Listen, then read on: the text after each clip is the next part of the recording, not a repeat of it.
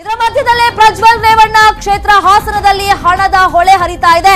ಹೊಳೆ ನರಸೀಪುರದಲ್ಲಿ 25 ಲಕ್ಷ ನಗದನ್ನ ಇದೀಗ ಸೀಸ್ ಮಾಡಲಾಗಿದೆ ಅನ್ನೋ ಮಾಹಿತಿ ಲಭ್ಯವಾಗಿದೆ.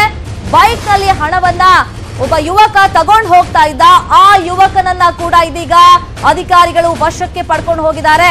ಬೈಕ್ ನಲ್ಲಿ ಹಣವನ್ನ ಈ ರೀತಿ ಯುವಕ ಸಾಗಿಸ್ತಾ ಇದ್ದ, ತಗೊಂಡು ಹೋಗ್ತಾ ಇದ್ದ. ಸುಮಾರು 25 ಲಕ್ಷ ನಗದನ್ನ ಸೀಸ್ ಮಾಡಿದ್ದಾರೆ ಅಧಿಕಾರಿಗಳು. ಪ್ರಜ್ವಲ್ ರೇವಣ್ಣ ಕ್ಷೇತ್ರ ಹಾಸನದಲ್ಲಿ ಹಣದ ಹೊಳೆಯೇ ಹರಿತಾ ಇದೆ. ಇದೀಗ ಹೊಳೆ ನರಸೀಪುರದಲ್ಲಿ 25 ಲಕ್ಷ ನಗದನ್ನ ಅಧಿಕಾರಿಗಳು ಸೀಸ್ ಮಾಡಿದ್ದಾರೆ.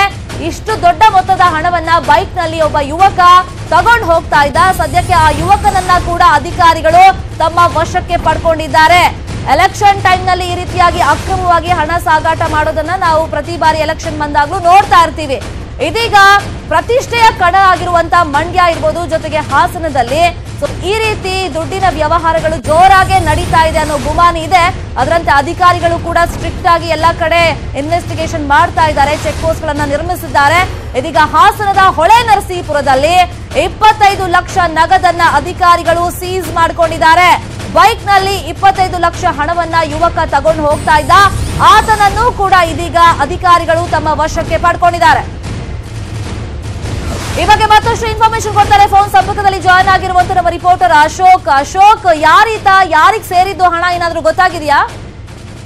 ಶರ್ಮಿತಾ, ಏನು ಇದೀಗ ತಾನೇ ಐಟಿ ಅಧಿಕಾರಿಗಳು ಓರ್ವ ಯುವಕನನ್ನ ವಶಕ್ಕೆ ಪಡೆದು 25 ಲಕ್ಷ ಹಣವನ್ನ ವಶಕ್ಕೆ ಪಡೆದು ವಿಚಾರಣೆಯನ್ನ ಮಾಡ್ತಿದ್ದಾರೆ. ಆತನನ್ನ ಈ ಒಂದು ಬೈಕ್ ನಲ್ಲಿ ಹಳ್ಳಿ ಮೈಸೂರು ಕಡೆಯಿಂದ ಹೊಳೆನರಸೀಪುರ ಪಟ್ಟಣಕ್ಕೆ ಹಣವನ್ನ ತರಿಸಿದ ಅನ್ನಲಾಗ್ತಿದೆ.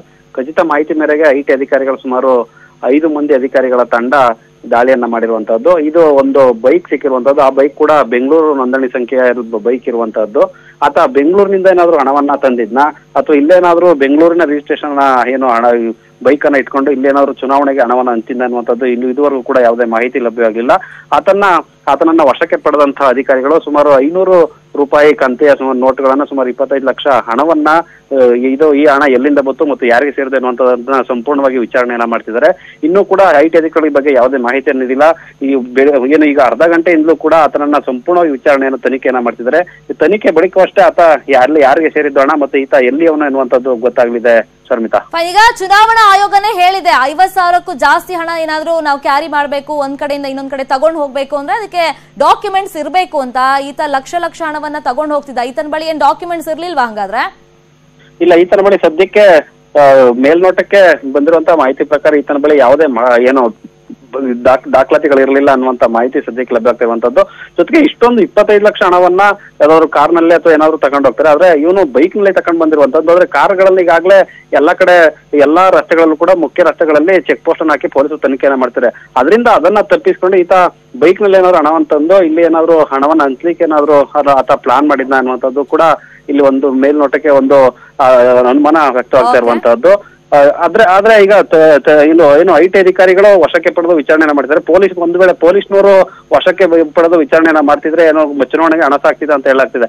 ಆದ್ರೆ ಐಟಿ ಅಧಿಕಾರಿಗಳು ಈತನನ್ನ ವಶಕ್ಕೆ ಪಡೆದಿರೋದ್ರಿಂದ ಈತ ಯಾವ್ದಾದ್ರು ಅಕ್ರಮವಾಗಿ ಹಣ ಇಟ್ಟಿರೋರ ಮನೆಯಿಂದ ಏನಾದ್ರು ತಂದಿದ್ದಾನೆ ಅನ್ನುವಂಥದ್ದು ಅನುಮಾನ ವ್ಯಕ್ತವಾಗ್ತಿರೋದು. ಸಂಪೂರ್ಣವಾಗಿ ತನಿಖೆ ನಂತರ ಗೊತ್ತಾಗಲಿದೆ.